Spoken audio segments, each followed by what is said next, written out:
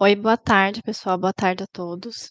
Eu sou a Jade, eu sou consultora aqui na Polo Planejamento e também na TC Urbis. E estou trazendo aqui para vocês hoje o lançamento do guia eh,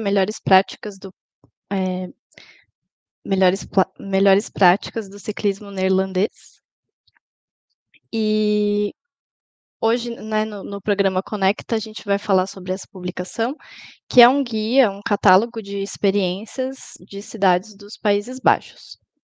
Então, eu vou chamar aqui os convidados de hoje do Conecta, né? E a gente contou nesse projeto com o apoio do Consulado dos Países Baixos.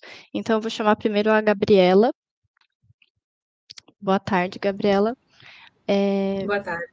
Peço que você se apresente, por favor, para todo mundo e fale um pouquinho sobre como foi trabalhar nesse projeto e sobre o vínculo do consulado com o apoio também da Dutch Cycling Embassy. Claro. Boa tarde, pessoal. Eu sou Gabriela, sou assessora cultural do Consulado do Reino dos Países Baixos aqui em São Paulo. Bom, primeiro também gostaria de agradecer muito a TC Urbis e Polo pela parceria e por nos convidar para estar hoje aqui nesse lançamento do guia, que agora está traduzido para o português. Esse projeto ele é muito mais do que uma simples tradução, porque também representa essa ponte de conhecimento entre o Brasil e os Países Baixos, com esse objetivo de incentivar a mobilidade sustentável por meio da bicicleta e também promover uma troca rica entre organizações de ambos os países, especialmente as que estão envolvidas em políticas públicas de mobilidade. Acho que talvez seja um pouco óbvio falar um pouco sobre a importância da bicicleta para os Países Baixos, já que é um símbolo nacional, mas como representantes do governo, a gente sempre tem que reforçar um pouquinho essa mensagem. Nos Países Baixos, existem mais bicicletas do que habitantes. A população tem cerca de 18 milhões de pessoas e cerca de 23 milhões de bicicletas. E, além disso, um quarto de todas as viagens feitas pelos holandeses é por meio de bicicleta. Então, esse amor pelo ciclismo, ele não surge do acaso. É um fruto de décadas de planejamento urbano, de investimento em infraestrutura segura e políticas públicas que priorizam a mobilidade sustentável. Desde 2005, a distância percorrida de bicicleta na Holanda aumentou em 12%, também muito impulsionado ultimamente pelo uso das bicicletas elétricas. Mas esse crescimento ele reflete uma visão mais ampla sobre o papel da bicicleta. E não é apenas um meio de transporte, mas também uma solução integrada para desafios modernos, como a redução de emissão de carbono e também a promoção de saúde pública e criação de espaços urbanos mais habitáveis. Esse guia ele oferece, então, uma oportunidade muito valiosa para a gente explorar como que as cidades brasileiras também podem se beneficiar das lições aprendidas nos Países Baixos. Também é importante lembrar que há cerca de 50 anos, os Países Baixos eram tão dependentes de carros quanto muitos outros países. Então, essa transformação foi resultado de escolhas conscientes, de uma infraestrutura cicloviária segura e políticas que incentivam o uso da bicicleta e também a criação desses ambientes urbanos que também priorizam mais as pessoas. E a gente acredita também que o Brasil tem um potencial imenso, com muita diversidade, e já estamos dando passos significativos para fomentar essa mobilidade ativa. Em cidades como aqui em São Paulo, mas também Curitiba, a gente já vê esforços notáveis para incorporar a bicicleta como parte da solução de mobilidade urbana. E acredito também que esse guia ele não pretende ditar regras, mas sim compartilhar as ferramentas e soluções práticas que podem ser adaptadas à realidade brasileira, sempre respeitando as especificidades. E, por fim, também queria destacar que a cooperação entre países é muito importante para a gente enfrentar esses tipos de desafios globais dentro da mobilidade sustentável. E para os Países Baixos é muito importante dialogar com outras nações, encontrar pontos em comum, desafios em comuns e compartilhar os valores. Acho que o lançamento desse livro reforça nosso compromisso em trabalhar juntos para construir um futuro mais sustentável. Eu espero que esse guia inspire políticas, projetos e iniciativas que façam da bicicleta um protagonista em nossas cidades.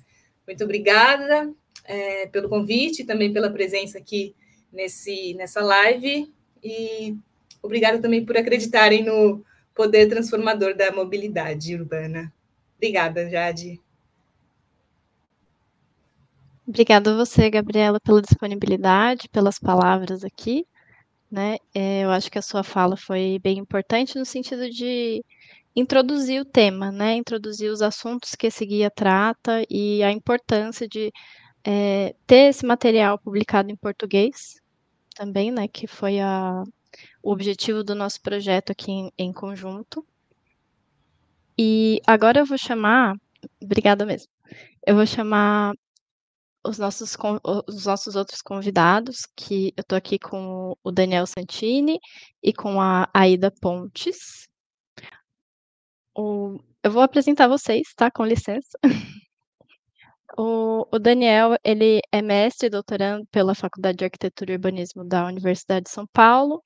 Acabou de publicar um livro, fruto desses estudos na área de mobilidade urbana, né? O livro Sem Catraca, da Utopia à Realidade da Tarifa Zero. E ele já esteve aqui em edições anteriores do Conecta falando sobre esse tema, né, da tarifa zero. Mas hoje a gente está falando de políticas de bicicleta, né, de como introduzir a ciclomobilidade nas cidades, principalmente no Brasil, né, adaptando para a nossa realidade. E o Daniel coordenou esse projeto de tradução desse guia que a gente está apresentando hoje. E também estou aqui com a Aida Pontes, que também é nossa colega aqui de profissão, né? A Aida também é arquiteta urbanista, assim como eu, mestre em engenharia urbana, e está hoje como pós-doutoranda do Instituto de Energia e Ambiente da Universidade de São Paulo. Antes de passar as perguntas e as palavras para vocês, eu gostaria assim, que vocês comentassem um pouquinho, né, sobre a importância desse material e qual que é a expectativa. E depois eu vou passar um pouquinho sobre os conteúdos, né, o que esse guia traz, o que esse manual traz, e vou disponibilizar aqui também no chat para quem está acompanhando o link para fazer o download, que ele já está disponível, a versão digital, para quem quiser conhecer. Então, por favor, quem quer falar primeiro? Aida, Daniel, por favor.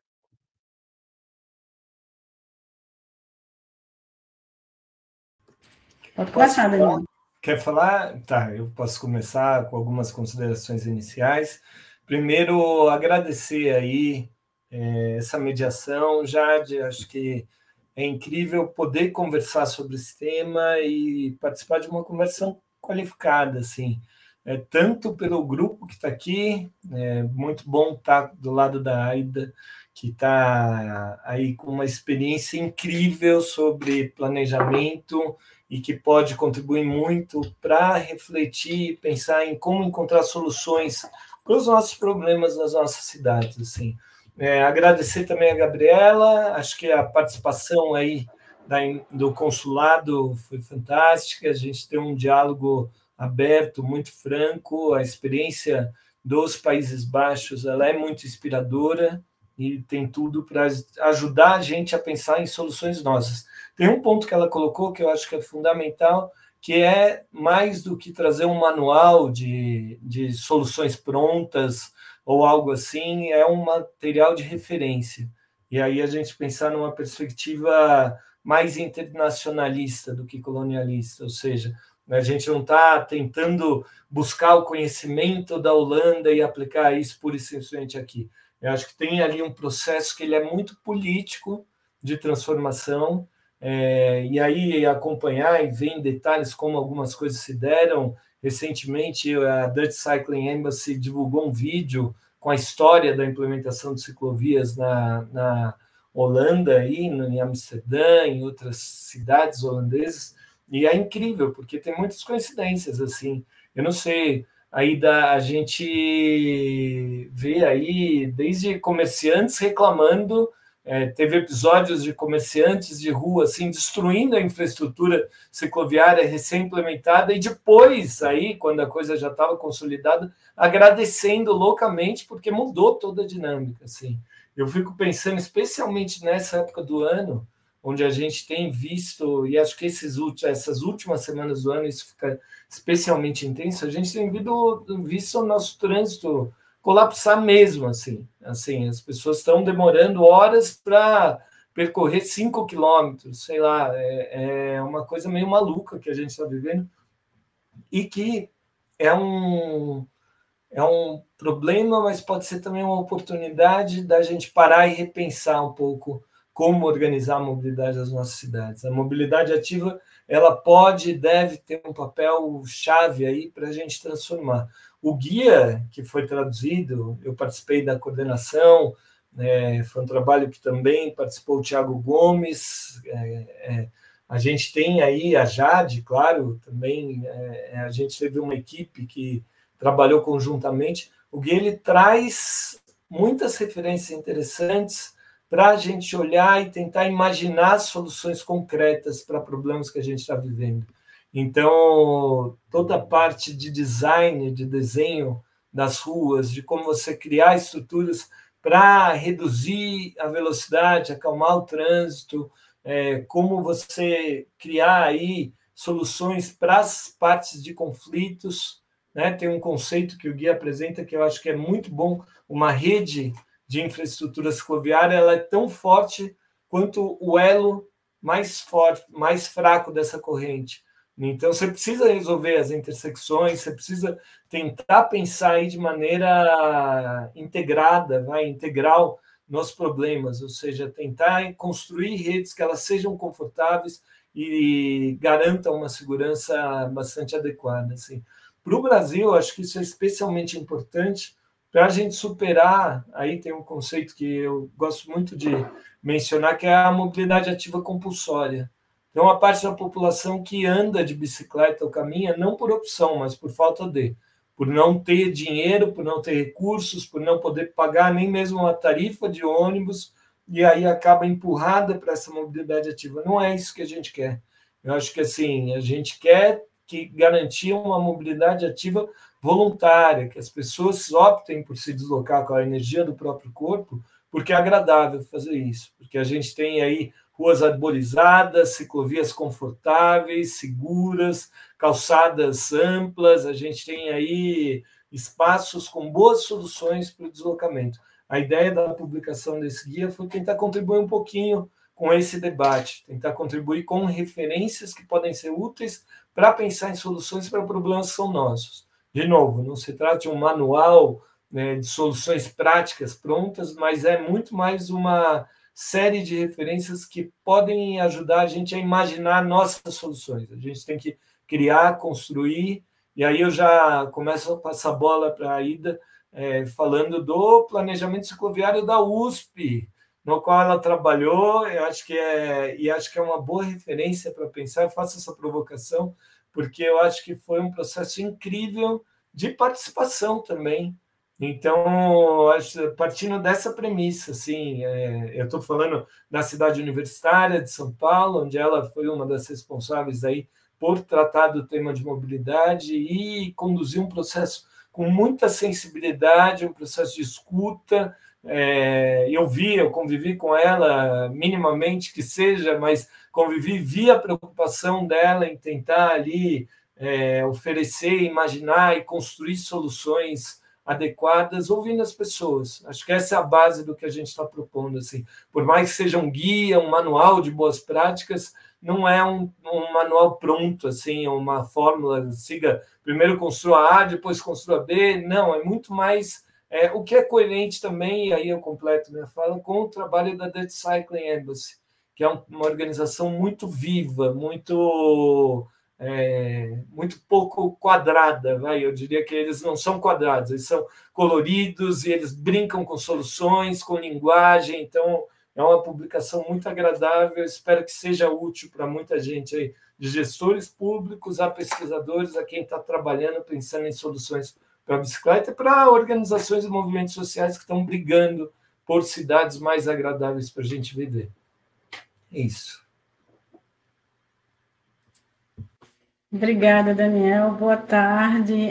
Agradecer muito o convite, né? Agradecer a Jade também pela introdução, a Gabriela. É um prazer, né, Daniel, estar aqui contigo, falando sobre esse guia, que é um guia que está lindo. Parabenizar também a todas as pessoas que foram responsáveis por essa tradução, né? Eu acho que Daniel pontuou muitas coisas importantes sobre como a gente olhar as experiências internacionais e pensar como agir localmente, né? Antes de falar um pouco, eu queria, para quem não me conhece, eu queria situar um pouquinho de onde eu falo, né? Na verdade, estou na USP agora.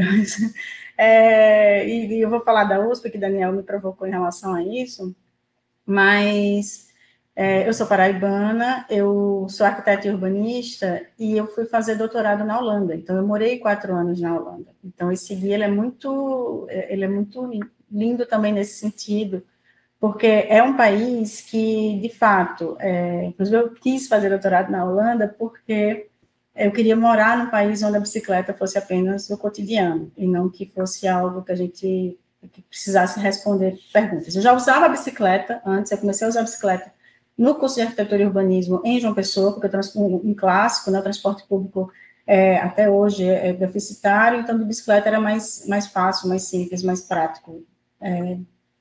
E aí eu fui fazer esses 4 anos já de doutorado na Holanda, e depois eu voltei para o Brasil e trabalhei muito em prefeituras, e especialmente na prefeitura de Campina Grande, que é uma cidade de 400 mil habitantes, e algumas prefeituras pequenas. Então, faço essa introdução da minha carreira, né, para mostrar onde eu estou em relação a essa vivência do Brasil. E aí, esse ano eu vim para São Paulo para trabalhar no plano diretor da USP, que é uma cidade de 70 mil habitantes. Na verdade, a gente tem 70 mil pessoas que vêm para a USP todos os dias. Eu sou uma das pessoas que vem de bicicleta. A gente tem uma porcentagem de pessoas que vêm de transportes ativos maior do que o município de São Paulo.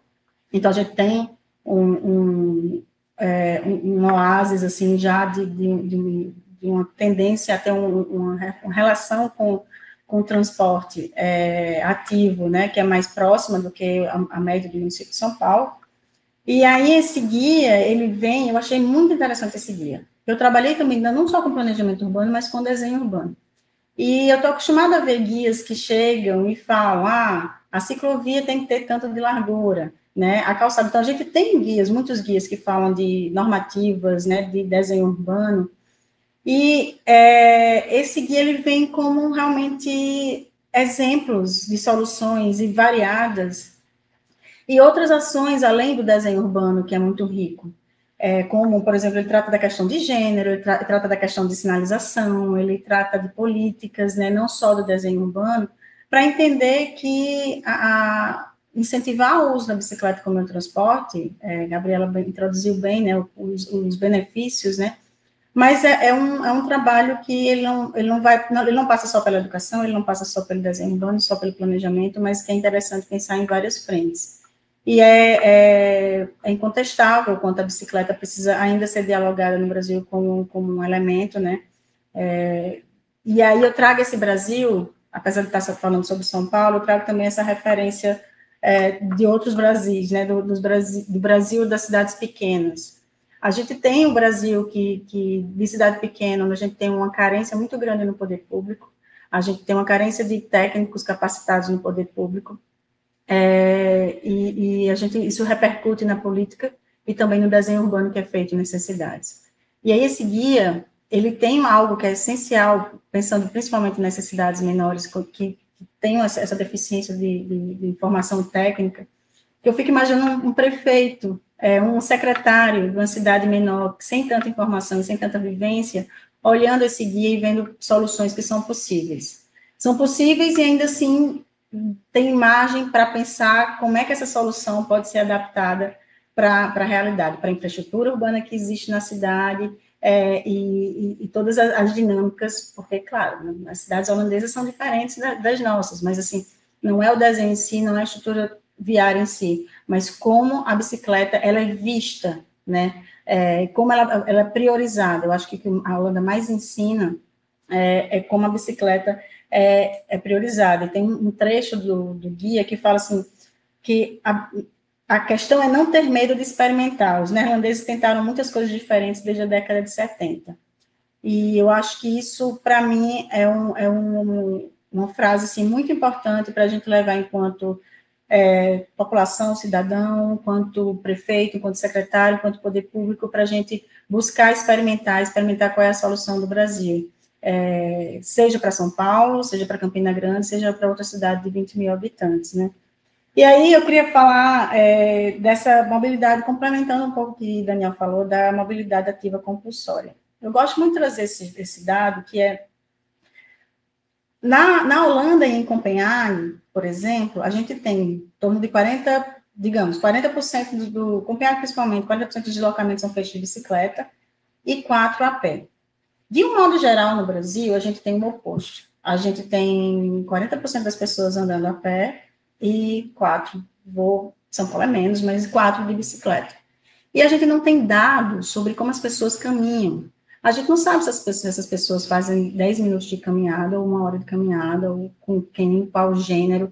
A gente sabe das condições da infraestrutura urbana, mas eu penso muito em como a gente poderia melhorar o deslocamento, até dessa mobilidade compulsória das pessoas que não têm acesso, às vezes, nem ao mesmo transporte coletivo, desculpa. Como é que a gente faz para que essas pessoas tenham um deslocamento melhor ainda na mobilidade ativa? Porque a bicicleta, ela é 3 vezes mais rápida, ela tem a facilidade de carregar peso, carregar pessoas, então, um cuidador, cuidadora que esteja com a criança. Então, como é que a gente pode melhorar o dia a dia das pessoas através de dados, né, através de pensar, de novo, experimentar soluções que sejam compatíveis com a nossa realidade, mas a Holanda tem muito a ensinar, e esse guia, ele tá muito interessante nesse sentido.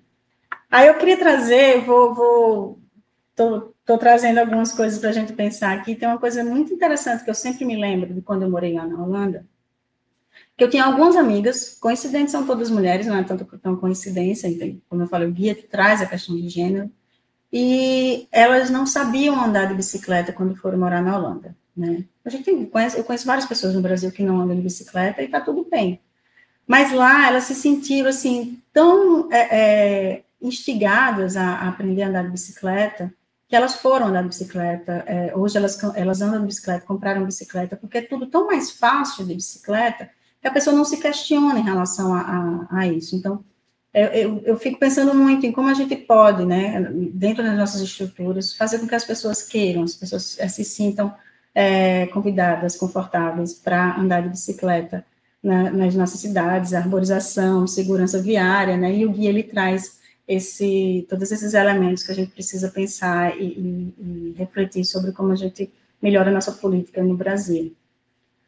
Vou fazer essa introdução, passar de volta para Jade, não é isso, Jade? E aí a gente continua a conversa.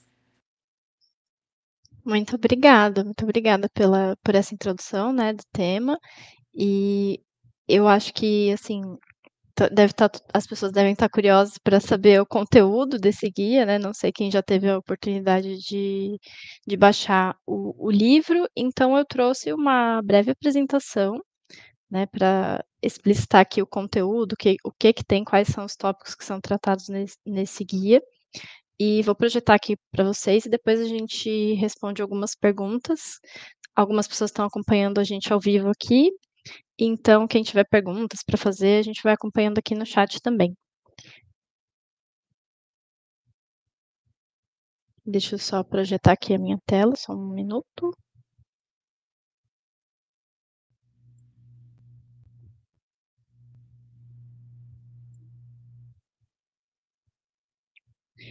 Então, esse é o capa, né, do livro que a gente está lançando agora, Melhores Práticas do Ciclismo Neerlandês, para quem está chegando agora também, né? Essa é uma versão em português da publicação original do Best Practices Dutch Cycling, que foi elaborado pela Dutch Cycling Embassy. E esse projeto de traduzir o livro para o português contou com o apoio do Consulado dos Países Baixos no Brasil. E tem um QR Code aqui que vocês podem escanear e baixar. Eu também já coloquei no chat o link para fazer o download da versão digital. E aqui eu trouxe alguns tópicos de forma muito breve, né, o que tem de conteúdo nesse livro. Como a Aida comentou agora no finalzinho da fala dela, aqui no Brasil a gente ainda tem o desafio, né, de usar a bicicleta no dia a dia, ainda não é o jeito mais prático da gente se deslocar e muito menos mais seguro. As pessoas acabam recorrendo, né, aos outros modos de transporte, nesse caso das mulheres principalmente, né, que às vezes não contam com os meios, não contam com um transporte público de qualidade na cidade, acabam percorrendo longas distâncias a pé.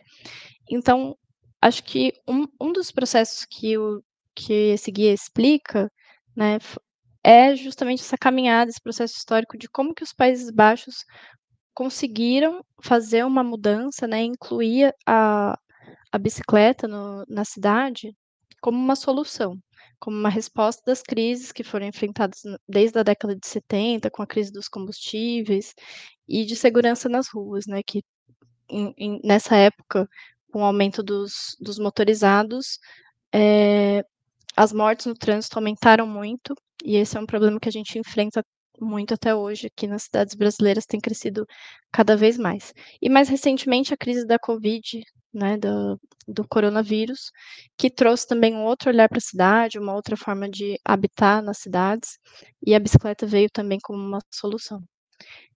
E junto disso, junto desse histórico, depois desse histórico, né, o guia ele traz o tema de atender as diferentes necessidades dos diferentes tipos de ciclistas.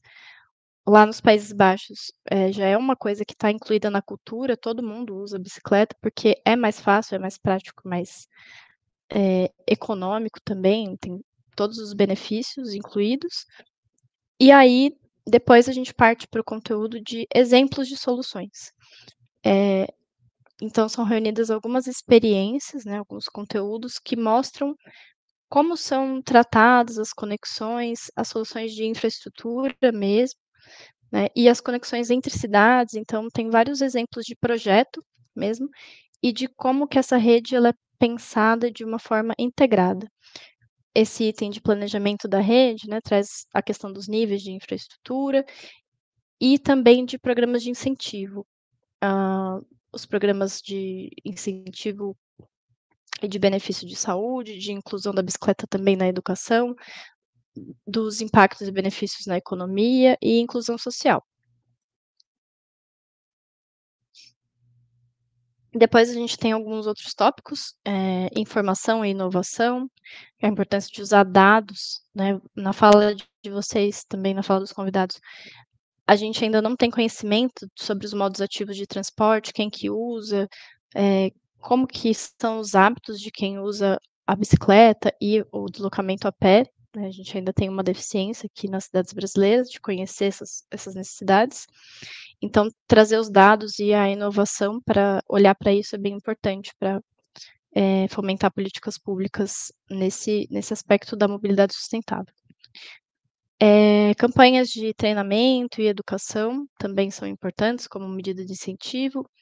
Projetos multimodais que trazem exemplos de priorização da bicicleta, com alguns marcos, grandes obras e monumentos, que também são importantes, né? Se for pensar, a gente investe muito dinheiro aqui nas cidades do Brasil, a gente ainda investe muito no deslocamento para os modos motorizados, né? Muitas pontes, viadutos, grandes obras viárias, e por que não investir também, né, no transporte por bicicleta desse mesmo modo, né?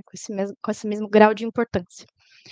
E, por fim, tem algumas considerações finais de como que a experiência dos Países Baixos podem incentivar outras cidades, inspirar outras cidades a experimentarem essas soluções, né. Então esse guia ele traz ele não é um manual, né, de soluções que podem ser copiadas e coladas em outros territórios, mas ele traz esse tom de encorajar que as cidades descubram as próprias necessidades e tragam as próprias soluções também para encarar a bicicleta como um modo de transporte eficiente e sério mesmo, né, levado a sério no planejamento. E aqui Tem algumas páginas do livro de como que vocês vão encontrar. Esse é a carinha dele, né, a diagramação que foi feita aqui, o projeto gráfico pela Dutch Cycling Embassy, a gente trabalhou em conjunto com eles, então está bem parecido com a versão em inglês, mas com algumas adaptações. E aí, em cada exemplo de experiência tem fotos, é um guia bem ilustrado e algumas informações aqui sobre o local, o ano do projeto e quais são as organizações envolvidas, para que vocês tenham mais informação, né, quiserem procurar mais também sobre esses repertórios, é possível de ampliar aqui esses conhecimentos. Aqui algumas ações também, né, de incentivo e de tecnologia, não só de infraestrutura. E aqui também, enfim, são esses os conteúdos que eu trouxe. Desse QR Code também dá para acessar o link.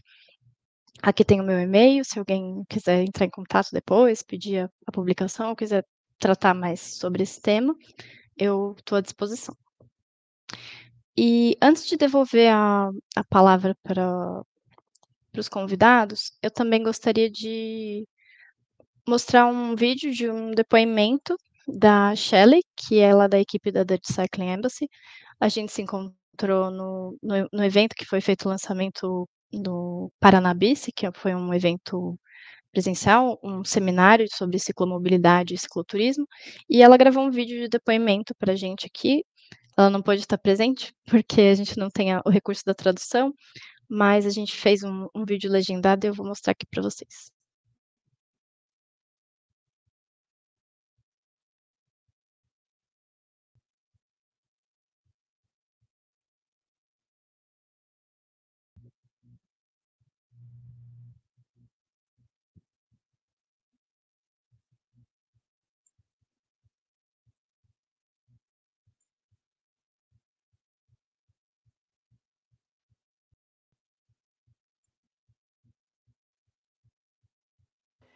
Hi, Sherry Borntje of the Dutch Cycling Embassy here. And we are super excited as we are currently at the Paranabici, the second edition here in Curitiba. And therefore, we traveled to Sao Paulo and Curitiba, and we cycled and walked and took public transport. So we have really experienced how it is to travel around here in Brazil. And of course, we see further opportunities to enhance the combination of sustainable mobility between public transport and active mobility. We, as the Dutch Cycling Embassy, has been engaging with several places in Brazil more or less 10 years ago. And we're looking forward to continue this collaboration because we see a lot of opportunities and we are looking forward to what's coming next.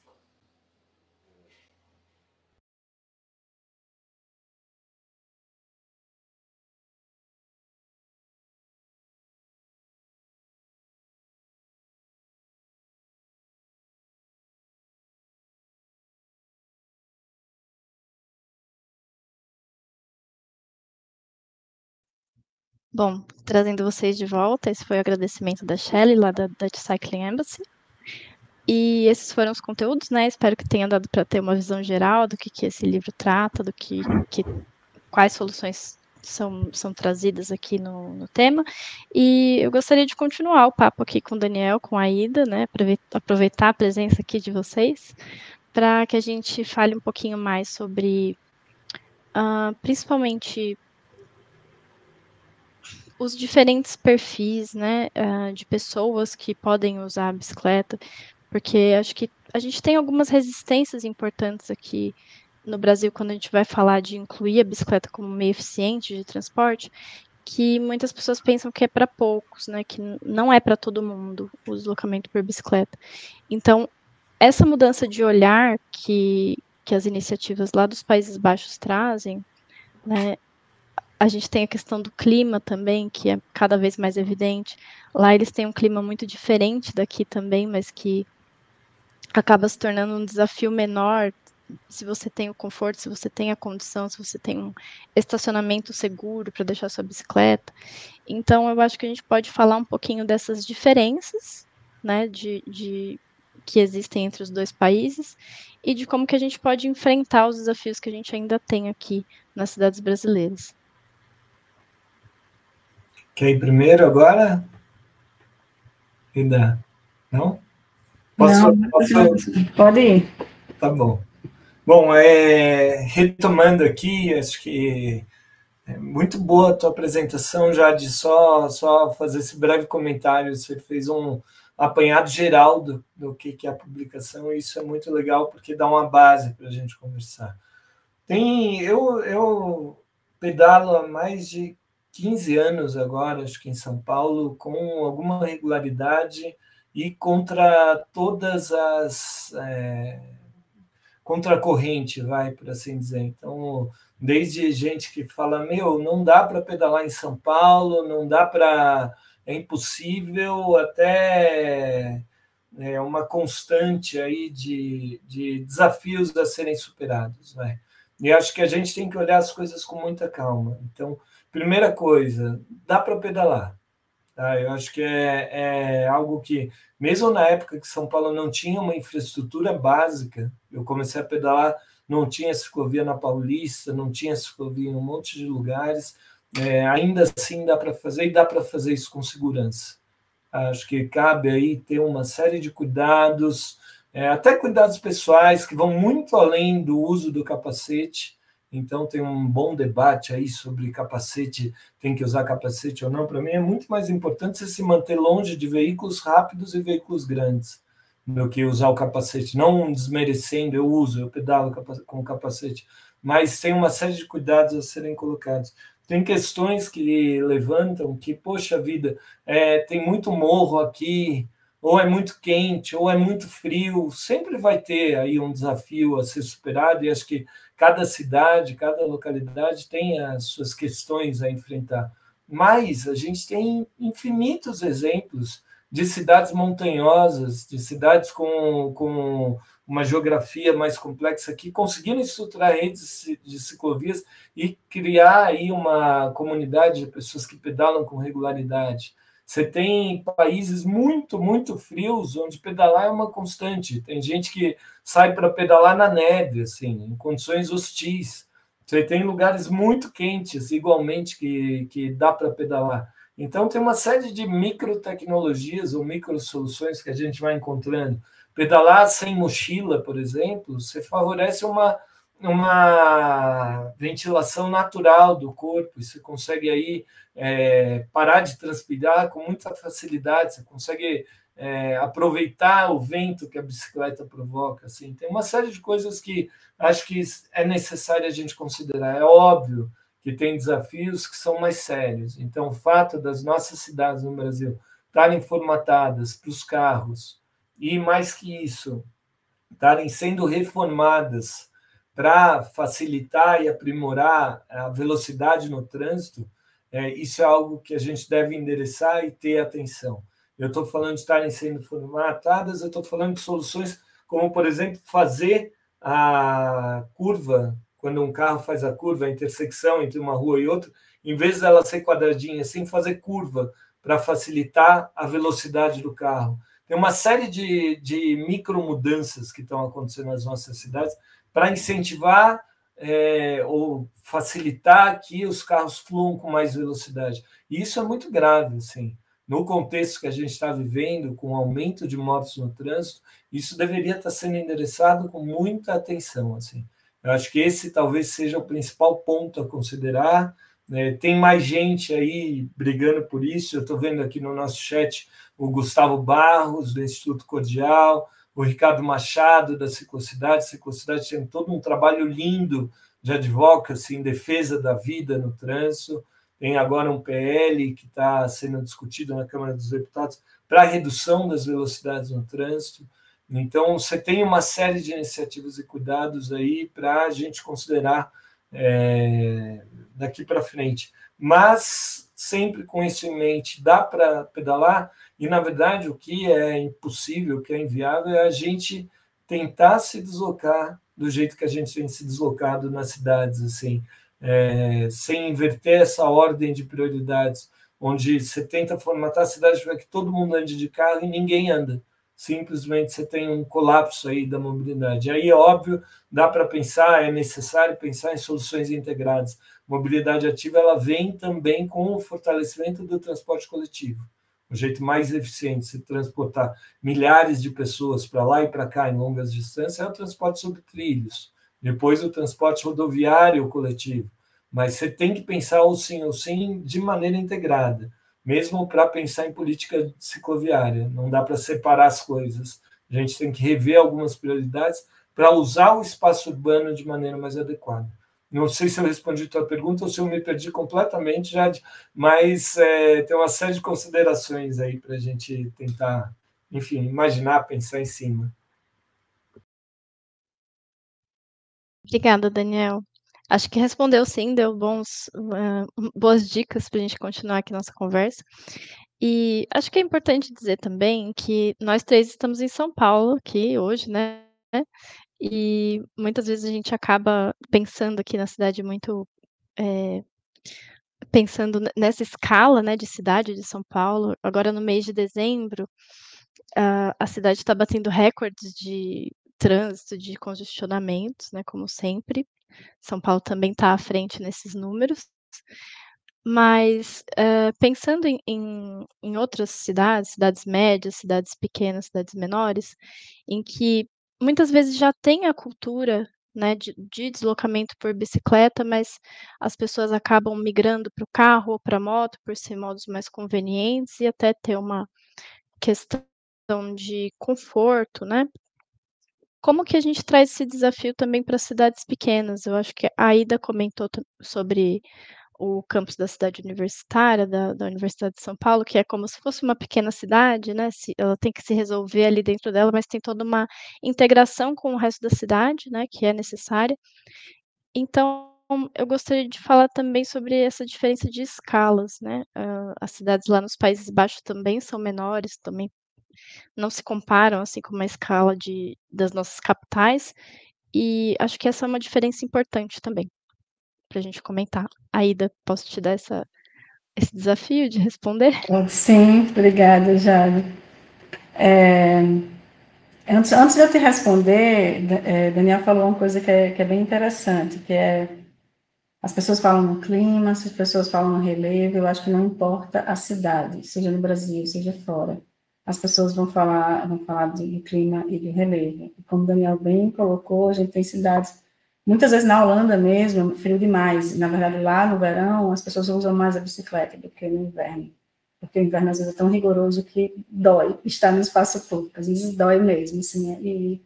Mas mesmo quando o clima não é amigável para estar no espaço público, a bicicleta é tão mais fácil que mesmo não sendo tão confortável assim, você vai de bicicleta. E aí, como é que a gente também adapta essa questão do clima e do relevo? E no relevo, a gente está em São Paulo, e de fato, para mim, eu vim para São Paulo, para quem não sabe, em fevereiro, né? E São Paulo, o relevo para mim foi o mais difícil, mas dá para a gente pensar em escalas diferentes, aí a escala que eu vou responder já não trata só da escala da cidade, mas as escalas diferentes que existem dentro de uma mesma cidade, né? Não só cidades diferentes, mas dentro da mesma cidade. Mas antes de eu falar disso, eu queria dessa história do não dá para pedalar, né? Então tem muito ainda a ser discutido sobre isso, sobre não dá para pedalar, para a gente quebrar alguns paradigmas. E tem uma coisa que eu gosto muito do livro, estava falando aqui, Building the Cycling City, de Melissa Bruntler e Chris Bruntler, que eles têm uma diferença muito interessante. Eles falam, na verdade, que na língua holandesa tem uma diferença entre o ciclista esportivo, né, e o ciclista do cotidiano. Tem palavras diferentes. Eu, inclusive, na Paraíba, eu chamo de bicicleteiro, só que aqui em São Paulo, bicicleteiro é a pessoa da oficina de bicicleta, né, que aqui chama de bicicletaria. Então, eu perdi meu termo bicicleteiro para usar para essa pessoa que usa a bicicleta como meio de transporte. Mas essa diferença ela é importantíssima, porque a gente ainda tem uma cultura no Brasil de misturar o uso da bicicleta como meio de transporte e o uso da bicicleta como esporte e lazer, que demanda, o esporte e lazer ele demanda uma outra escala, um outro tipo de equipamento, um outro tipo de mentalidade do que o cotidiano, que muitas vezes é uma coisa mais simples, deve ser mais simples. E aí, falando nesse cotidiano e nessas múltiplas escalas, né, eu acho que tem uma coisa essencial para a gente trabalhar a bicicleta, pensando na escala de São Paulo, principalmente, que é a integração. De fato, a gente tem um tamanho de cidade aqui em São Paulo que é difícil pensar em tudo ser de bicicleta, mas como é que a gente trabalha a integração da bicicleta com os meios de transporte, né? Isso os meios de transporte ativos, né? O transporte coletivo, a gente precisa conversar também sobre as calçadas, como as pessoas chegam nas paradas de ônibus, como as pessoas chegam nas estações de metrô e trem. Então, a integração é um ponto essencial. E aí, falando mais, respondendo a pergunta de Jada, eu vou, antes de passar para pensar numa escala realmente pequena, por exemplo, antes uma cidade no interior da Paraíba, que eu conheço bastante, falar da USP, né? Eu vim para a USP como pós-doutoranda para trabalhar no plano diretor que foi desenvolvido esse ano para o campus da USP, capital Butantã. E eu era a pessoa responsável pela mobilidade, e tem uma questão muito, muito latente na USP, que a gente fez um processo participativo, como o Daniel falou no início. A gente fez um processo participativo que as pessoas mencionaram muito o transporte coletivo como um problema. E a gente trouxe para a discussão como a gente integra, né, o transporte coletivo com a bicicleta como meio, né, para facilitar o deslocamento das pessoas. E a USP, o campus da USP, Butantã, tem uma escala que é muito boa para a bicicleta. Então, se a gente também incentivasse o deslocamento dentro da USP, né, de bicicleta, a gente provavelmente iria incentivar essa pessoa a usar também a bicicleta em outros ambientes, não só na USP. Porque a gente tem uma coisa no Brasil, aí eu vou generalizar, e são percepções minhas, que é a escolha pelo meio de transporte está muito mais associada à classe social e às oportunidades do que necessariamente a efetividade daquele modo de transporte para aquele deslocamento. Então, a gente tem pouco a escolha se eu vou para um trajeto que é pequeno, que é curto, eu posso usar a bicicleta. A gente tem mais a pessoa que tem um carro, que tem uma moto, usar o meio de transporte que tem, o modo de transporte que tem em casa, mais do que pensar na efetividade do deslocamento, né? Então, a gente tem, sim, no Brasil, aí pensando, saindo um pouco de São Paulo, que eu acho que é interessante a gente pensar o quanto esse guia ele serve para qualquer escala de cidade, né? Quanto menor a cidade no Brasil, maior o uso da bicicleta, né? A gente tem essa tendência. Só que na minha experiência, na minha vivência, quanto menor a cidade, menor também a infraestrutura cicloviária. Com todas as dificuldades que São Paulo tem, São Paulo é uma das cidades do Brasil que tem uma infraestrutura mais adequada, né, das que eu pedalei, das que eu vi. E como é que a gente chegou num patamar em São Paulo que a gente tem uma porcentagem na bicicleta, a gente tem uma infraestrutura que está consolidada, mas como é que a gente passa para um outro patamar de melhorar essa infraestrutura e realmente trazer mais pessoas para o uso da bicicleta? Então, eu acho que com a escala de São Paulo, ela leva muito a gente pensar em pequenas centralidades. Qual é o deslocamento que a gente pode considerar adequado em São Paulo para a gente incentivar como uso da bicicleta, né? E a mesma coisa a gente pode pensar em outra cidade, a gente pensar nessas micro escalas e sair dessa lógica da bicicleta ser misturada como meio de esporte ou não, e também dessa lógica se eu tenho uma moto, eu vou fazer tudo de moto, se eu tenho um carro, eu vou fazer tudo de carro, e a gente precisa evoluir mais na coisa também da infraestrutura, né, da infraestrutura. A gente ganhou muito espaço, né, só eu falando agora especificamente de São Paulo, mas em outras cidades acompanharam muito essa experiência de São Paulo. A gente ter ganhado mais espaço no sistema viário para a bicicleta, mas a sensação que eu tenho é que a gente estagnou num tipo de solução até de desenho urbano, e a gente precisa discutir como é que a gente evolui para a gente, de fato, alcançar mais pessoas, mais segurança. Eu vou trazer uma coisa que me veio aqui à cabeça, que eu estava trabalhando recentemente com a primeira infância. E aí, e também pensando na Holanda ainda como exemplo, do quanto as crianças vão para a escola de bicicleta, quando são muito pequenos, acompanhadas dos pais, e talvez a partir dos 8 anos elas já consigam ir sozinhas para a escola. Então, eu sempre, toda vez que eu desenhei algum espaço público e algum desenho, né, de rua voltado para a bicicleta, eu sempre pensava assim, um cuidador ou uma cuidadora vai se sentir seguro, confortável para deixar um filho ou uma filha de 12 anos de idade, usando 12, né? Pedalar, assim, tranquilamente. Então, qual é a escala que a gente está pensando nas nossas cidades, né? Para quem a gente está pensando nas nossas cidades? Aí eu acho que, tipo, essa linha de pensar também na infância, né? Não só na primeira infância, mas na infância, a gente pensa numa inclusão muito interessante. Na hora que a gente pensa na criança, a gente vem junto, o cuidador, a cuidadora, e aí a gente melhora a cidade também para as pessoas com deficiência, para as pessoas idosas, então, para todo mundo. Então, a gente pensar a bicicleta também como uma inclusão. A gente pensar a bicicleta, através da bicicleta, a gente pensa um desenho urbano melhor e, assim, uma cidade mais inclusiva, mais fácil, assim, acho que a bicicleta ela é mais fácil na hora que a gente tem uma infraestrutura que nos convide a pedalar.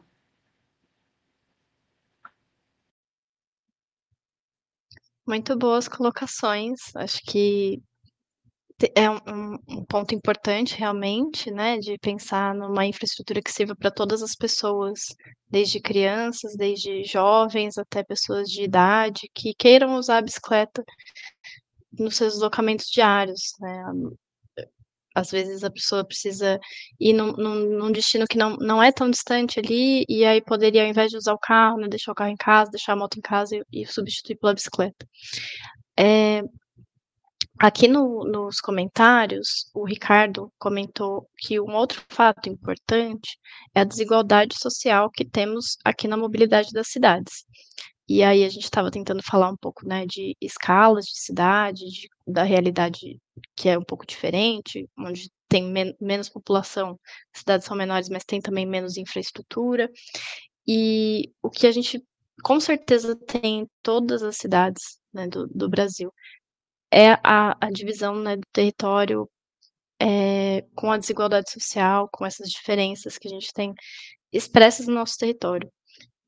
E aí acabam sendo colocadas barreiras, né, como eu comentei na minha fala também na apresentação, por que a gente não pensa em colocar investimento, colocar mais investimento, ao invés de construir mais ponte, mais viaduto, construir ponte para bicicleta, construir passarela, construir infraestruturas robustas e sérias, né, para atender a mobilidade ativa, os modos ativos de transporte. Então, eu acho que a gente pode aprender muito com a experiência dos Países Baixos, né, reforçando esse intuito, né, de não copiar as soluções, porque não é o que funcionou lá que vai funcionar da mesma forma aqui, né, a gente tem que pensar em outras formas de construir, outros métodos e aprendizados que a gente pode trazer para os nossos ambientes.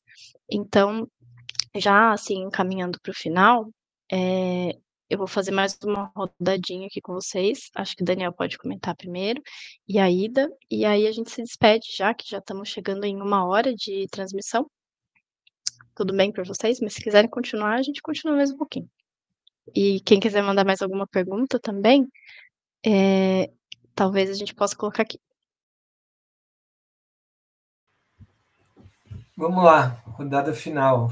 Já disse, se entrar alguma pergunta, pode me interromper também, tudo bem. Eu não sei, eu gosto de pensar, eu mencionei da minha experiência pessoal andando de bicicleta em São Paulo, e quando eu comecei o cicloativismo ou alguma militância para melhoria de acessos, condições para pedalar, era algo quase inerente, natural de quem pedalava, porque você estava em um contexto tão hostil assim, que as pessoas se aproximavam e seja para protestar em relação a alguma coisa, seja para pressionar que o metrô aceitasse bicicletas em alguns horários, ou que alguns acessos que eram proibidos eles fossem ali reconsiderados, seja para o que for, assim. E a gente tinha uma turma em São Paulo das pessoas que pedalavam, em que todo mundo se conhecia.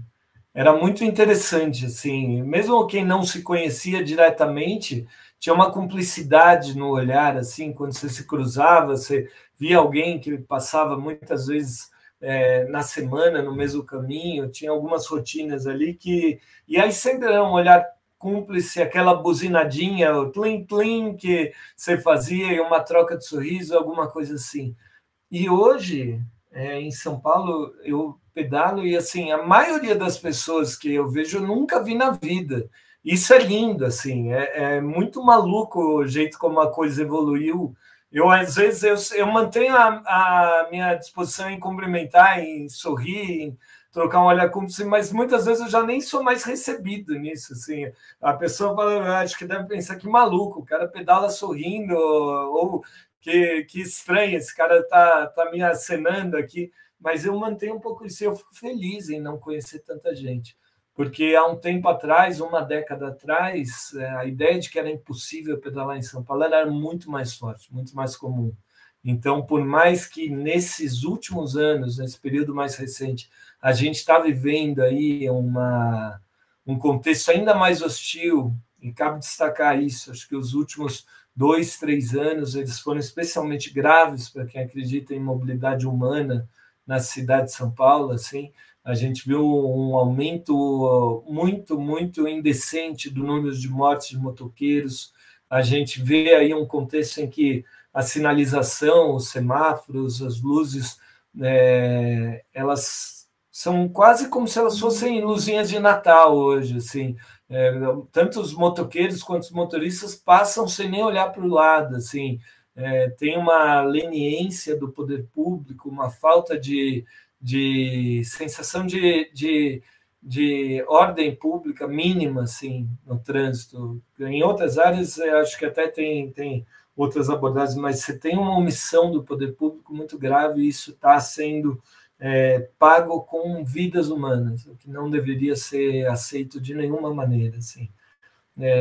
Fazer essa breve consideração, e aí também, já na rodada final aqui, só lembrar de agradecer a Júlia Alencar, que trabalhou na tradução, né, do guia. Acho que foi um trabalho muito legal, a Júlia foi uma super parceira nesse processo, e o Hugo Maciel de Carvalho, que eu também não tinha mencionado, que é o nosso revisor ciclista que pedala e que, assim, não só se ocupou de revisar de maneira obsessiva, com baita cuidado, como também deu boas sugestões e participou de maneira muito ativa, assim. É legal ver a empolgação de quem participou desse processo como um todo. Jade, eu acho que eu nem preciso elogiar o teu trabalho, porque o teu envolvimento, comprometimento e seriedade aí foi espetacular, assim, um prazer trabalhar nesse projeto contigo, nessa publicação. E estou totalmente em sintonia com o que a Ida falou. Agora, acho que a gente tem visões muito próximas e eu fico muito confortável aí em deixar ela fazer as palavras finais, porque a gente tem várias perspectivas e várias ideias que se encontram com muita facilidade. Assim. Obrigado pelo convite para participar, obrigado pela oportunidade aí de participar de mais esse Conecta Polo. Acho que uma frente, um espaço fundamental para qualquer um que está pensando mobilidade urbana hoje. Obrigado para todo mundo que assistiu também. Obrigada, Daniel. Está sendo, nossa, um presente estar aqui, não só nessa live, mas assim, estar aqui em São Paulo discutindo sobre isso.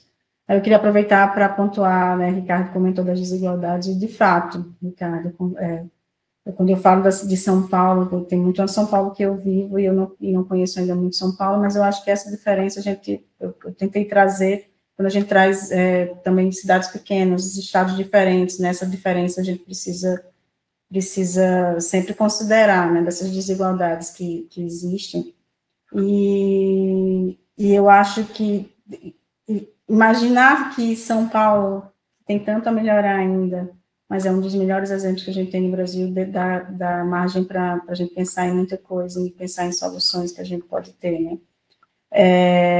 Eu acho que difícil fazer um fechamento agora, depois dessa fala de Daniel, muito, muito bacana, mas eu acho que a gente tem muito a fazer e a gente não pode desanimar, sabe? Eu acho que a gente é tão prazeroso a gente tá pensando nos espaços públicos, tá pensando na cidade. Eu acho que a gente precisa dar uma animada. Falando um pouquinho mais assim da experiência pessoal, né, da minha vivência aqui em São Paulo, o Gustavo comentou que veio aqui em São Paulo recentemente, na live, né, e São Paulo é uma cidade que ela traz, sim, desafios, e foi um grande experimento para mim. essa coisa, voltando ao que o Daniel falou no início, do não dá para pedalar, tinha uma época que eu anotava as frases que eu escutava com as pessoas por andar de bicicleta, que chegava ao nível das pessoas perguntarem se meu marido deixa, se você usa, que roupa você usa, se você vai à noite, né? E ainda mais isso no interior da Paraíba, onde a gente tem mais pessoas andando de bicicleta, mas, assim, a questão da classe é muito importante, porque a gente tem menos pessoas de classe média usando a bicicleta como meio de transporte. Então, é algo que a gente tem uma predominância ainda de uso da bicicleta, principalmente na Paraíba, que é um lugar que eu tenho acesso aos dados, de pessoas de até 2 salários mínimos que usam bicicleta como meio de transporte. E vou finalizar aqui com algumas provocações, né? Como é que a gente faz para pensar essas desigualdades, não só as desigualdades de classe, as desigualdades urbanas, como é que a gente faz para se instigar mais, né, a gente que está já consciente, como é que a gente faz para se instigar mais, para se fortalecer mais, né? A gente tem várias iniciativas, citar a Ciclocidade, a Uniciclo, Lab e Rua, na Paraíba, a gente tem várias iniciativas que a gente precisa fortalecer e se fortalecer, porque eu acho que a gente tem um caminho muito, muito bonito para ser feito ainda no Brasil. Eu acho que a gente tem espaço para isso, a gente tem pessoas qualificadas, a gente tem um entendimento, né, e a gente precisa furar nossa bolha. E eu vou voltar, vou fechar com o guia, né, eu acho que, como eu falei no início, eu acho que o guia, ele é um bom exemplo de uma forma que pode, sim, contribuir nesse avanço, né, nessa melhoria, porque a gente precisa tocar os nossos gestores, né, a gente não tem como melhorar as cidades sem de fato, tocar na questão política e nossos gestores. Algumas cidades estão melhores do que outras, né, em termos de Brasil, em termos de quem está à frente da política municipal, e a gente tem alguns exemplos bons que a gente pode seguir, e a gente pode se fortalecer também para essa incidência política, e conseguir uma efetividade nas nossas ações, e uma repercussão efetiva nos nossos espaços públicos.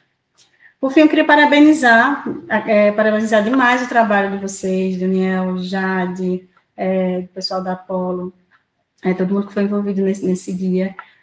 Parabéns pela iniciativa, parabéns pelo trabalho feito, e espero que esse guia ele chegue em muitos lugares, né? Eu acho que ele tem um caminho bom para ser divulgado no poder público, em universidades, né, a gente também pode falar do ensino, como ensino para pessoas que trabalham com urbano, não só arquitetos urbanistas, geógrafos, engenheiros. Eu acho que ele tem muito caminho para ser divulgado por aí, para a gente contribuir com essa mudança e essa melhoria nas nossas cidades. Agradecer pelo espaço e espero que a gente continue sempre essa conversa e esse diálogo para tentar responder as poucas perguntas que eu coloquei por aqui. Tá certo, muito obrigada, Daniel, Aida. O pessoal aqui no chat que está acompanhando ao vivo acabou trocando algumas ideias sobre bicicletários, sobre facilidades também para os ciclistas, e eu acho que a gente já fica aqui, né, dessa conversa de hoje, com algumas dicas para os próximos papos. Também surgiu o tópico sobre primeira infância e cidade, como que esses assuntos se conectam, né? Eu estou animada, assim, para continuar trocando ideia com vocês sobre isso.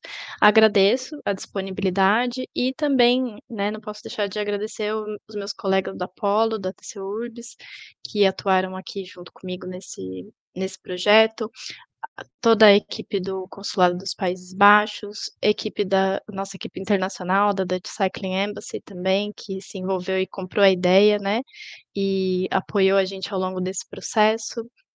E também a Júlia, o Hugo, né, reforçar aqui esse agradecimento. Eu acho que foi uma ótima experiência ter trazido essa publicação para o português, né, para o Brasil, e que pode ser ainda distribuída em outros lugares de língua portuguesa, em outros países que falam português, para disseminar esse conhecimento e trazer essa troca de experiências, né? Eu acho que é sempre muito válido, muito rico a gente aprender a partir da experiência de outros lugares. E aí que vem os próximos, né, a gente continuar nessa troca para ir avançando e encontrando as nossas próprias soluções. Acho que esse é o recado mais importante, assim, desse papo de hoje. E com isso eu me despeço, né, de vocês e ficamos até o próximo Conecta, que provavelmente vai ser no ano que vem, já em 2025. Um bom final de ano para todos vocês e boa tarde. Feliz Ano Novo, Feliz Natal. Boa tarde, até mais. Valeu.